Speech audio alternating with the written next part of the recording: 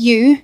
I see you there, looking as awesome as ever. Seriously, are you glowing, or is that just my ring light, reflecting off your amazingness? Don't worry, your secret's safe with me. But while I've got your attention, let's talk ghosts. Not just any ghosts. We're talking whispered voices, haunted pianos, and a hotel so creepy even Stephen King ran away and wrote The Shining as emotional therapy. So grab a blanket, dim the lights, and maybe keep your dog nearby. Let's check into the Stanley Hotel together. Perched in Estes Park, Colorado, the Stanley Hotel looks like a dream, but behind the postcard is a very different story.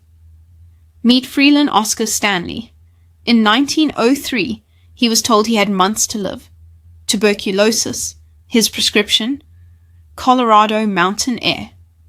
Miraculously, Stanley recovered.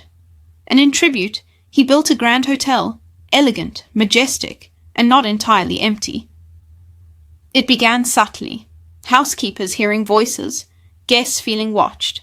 The grand piano played itself, always one melody.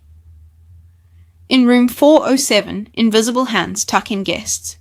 Many believe it's Lord Dunraven, the original landowner, cursed to wander forever.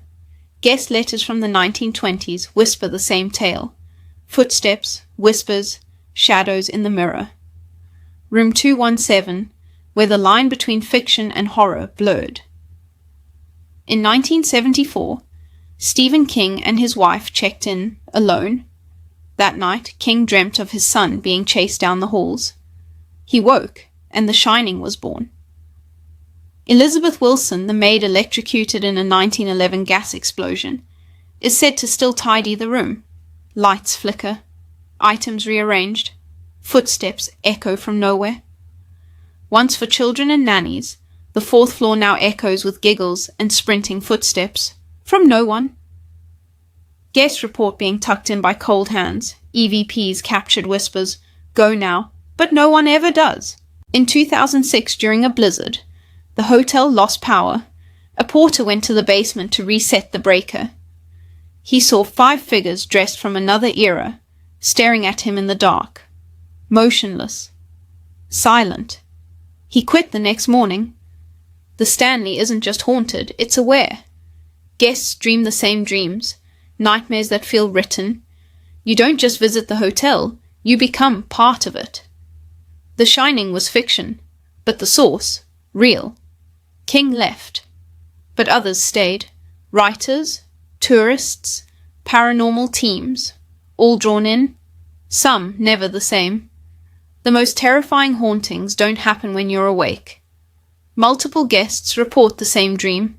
A woman in black whispering their name, standing over them as they sleep. She knows your name, but no one knows hers.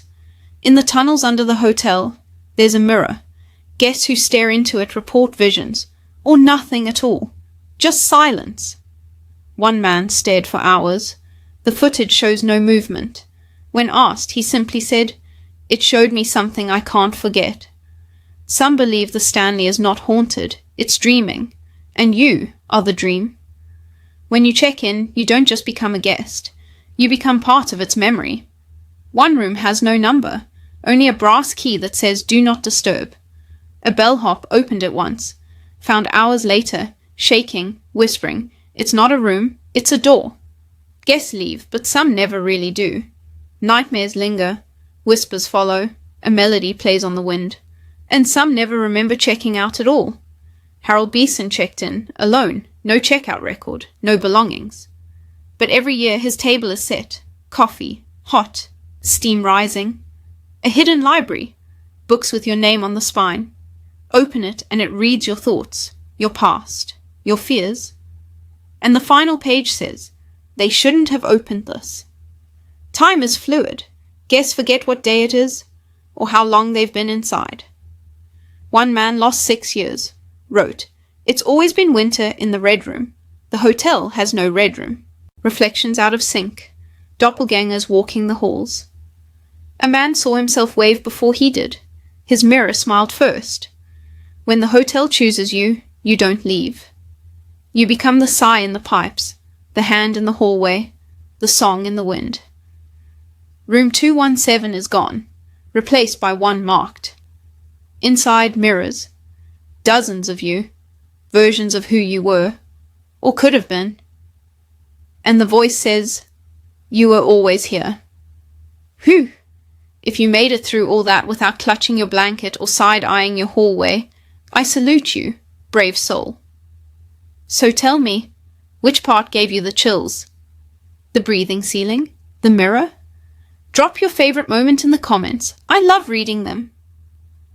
And if you enjoy spooky cinematic storytelling like this, hit like, subscribe, and smash that bell so you don't miss what's coming next. Seriously, thank you for watching. If I'm being honest, if it wasn't for all of you, I wouldn't be able to keep creating this creepy content I love. I love and appreciate you all more than you know. Until next time, stay safe, and most importantly, stay spooky. See you in the next one, guys. Bye!